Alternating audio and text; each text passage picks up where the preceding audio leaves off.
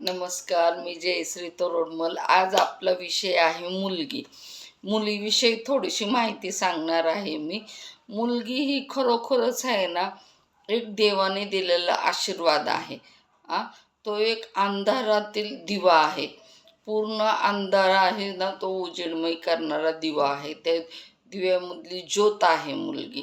आ म्हणून आहे ना, त्या मुलीला कधी विझवण्याचा प्रयत्न करू नका, ती ज्योत कधी विझवण्याचा प्रयत्न करू नका. हे लक्षामध्ये ठेवा. मुलगी ही दोन्ही घरचा दिवा आहे, सासरचाही आणि माहेरचाही. तिच्या आनंदाने माहेर ही खूप आनंदमय होऊन जातं आणि सासरही खूप आनंदमय होऊन जातं. मुलगी ही खरंच एक जीवनाचा अमृत आहे. ज्या घरामध्ये मुलगी आहे त्या घरामधील वातावरण बघा खूप आनंदी असतं, प्रसन्न असतं.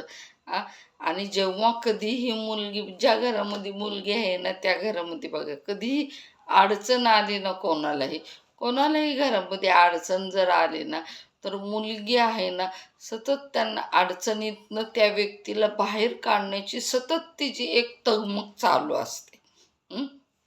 एक तगमग चालू असते सतत तिची. आ की ती असं म्हणत नाही की अडचण खूप मोठी आहे, दुःख खूप मोठं आहे, म्हणजे काही तिची धडपड ही चालूच असते. एक प्रकारे कसा मुलगा घाबरेल त्या अडचणीतनं घरातल्या व्यक्तीला बाहेर काढायला, पण मुलगी घाबरणार नाही, ती डगमगणार नाही, ती एक ढाल बनणार. ढाल कसे प्रत्येक घाव अंगावर घेते, त्याप्रमाणे मुलीला कितीही अडीअडचणी आल्या ना, तरी एक ढालप्रमाणे ते आपल्या कुटुंबाचं रक्षण करायला ठामपणे उभा राहते, पुरुषासारखी पावर घेऊन. म्हणून तर म्हणतात ना, स्त्रीला जन्म देताच एक जास्त पावर दिलेली आहे देवाने. आज एक पैलवान झालेल्या मुलाला एक स्त्री जन्म देते, म्हणजे ती स्त्री किती महान आहे, किती पॉवरफुल आहे, शक्तिमान आहे स्त्री. म्हणून आहे ना, स्त्रीला मुलगी, स्त्री म्हणजेच मुलगी आहे. आ जी मुलीला नेहमीच जपा तुम्ही. का आपल्या घरची मुलगी दुसऱ्यांची सून असते. फरक एवढाच असतो की ज्या वेळेस ती आपल्या घरी असते त्यावेळेस ती एक बिनधास्त जीवन जगत असते, आणि ज्या वेळेस ती सासरी जाते त्यावेळेस एक मर्यादा असतात तिच्यासाठी. ज्यावेळेस ती सासरचा उंबरठा ओलांडते त्यावेळेस एक तिला मर्यादेमध्ये जीवन जगायचं असतं. आता माझ्या मते मला थोडंसं म्हणजे कसं वाटतं की आपल्या संस्कृतीप्रमाणे थोडंसं कसं आहे, जबाबदारी मुलीवरही असणं थोडं काही हरकत नाही. हां कारण काय बघा, त्याच्यातनंच ती सक्षम होणार असते. आज आपण आपली जबाबदारी पार पाडतोय त्यामुळं संसार सुखी राहतोय. हां उद्या काल आपल्या आईनेही तिची जबाबदारी पार पाडलेली आहे त्यामुळं तिचा संसार उभा राहिलेला आहे.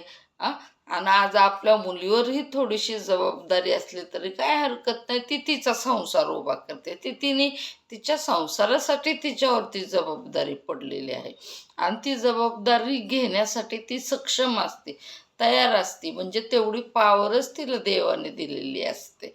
त्यामुळं आहे ना, मुलगी सासरी जरी असली, माहेरी जरी असलं तरी एवढं काय टेन्शन घ्यायचं नाही, एवढं काय आपण बारीक लक्ष द्यायचं नाही. ती सासरी असली तर कसं असतं, प्रत्येकावर एक जबाबदारी असते. जबाबदारी घेतल्याशिवाय संसार पूर्ण होत नाही, संसार पुढं जात नाही. तिला तिच्या मुलांचं आयुष्य घडवायचं असतं. एक तिच्या नवऱ्याचं वेगळं आयुष्य घडवायचं असतं, सासू सासऱ्यांची थोडीशी सेवा करायची असते.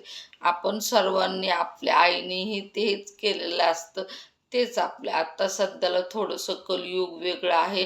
तर म्हणायचं की पूर्वीच्या स्त्रिया कसं शेतात कामाला जाऊन घरची जबाबदारी स्वीकारत होत्या. आत्ताच्या स्त्रिया कसं बाहेर जॉबला जातात, ऑफिसमध्ये कामाला जातात आणि त्यांची जबाबदारी सांभाळतात. पण जबाबदारी तीच आहे, मुलांची, सासू सासऱ्यांची, परत आपल्या नवऱ्याची. त्यामुळं मुलीला आपण साधारण समजायचं नाही. ती एक देवी असते, आदिमाया शक्ती असते. त्यामुळं कुणालाही जास्त मुली असो, कमी मुली असो, एक मुलगी असो, मुलीला साधारण समजू नका. ती दोन्ही घरचा दिवा असते. त्या दिव्याला नेहमी जपा. हं? तो कितीही अंधार असला ना, त्या अंधारामध्ये एक प्रकाश देतो, आनंदमय प्रकाश. हां, खरोखरच मुलीला जपा. मुलगी दोन्ही घरची लक्ष्मी आहे. त्यामुळं त्या लक्ष्मीला नेहमी आनंदी ठेवा. त्या लक्ष्मीच्या डोळ्यामध्ये कधीही पाणी येऊ देऊ नका. हां, नमस्कार.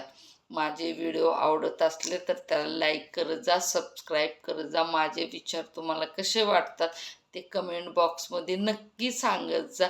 म्हणजे मलाही पुढचे व्हिडिओ बनवण्यासाठी एक स्फूर्ती निर्माण होते. हां, नमस्कार.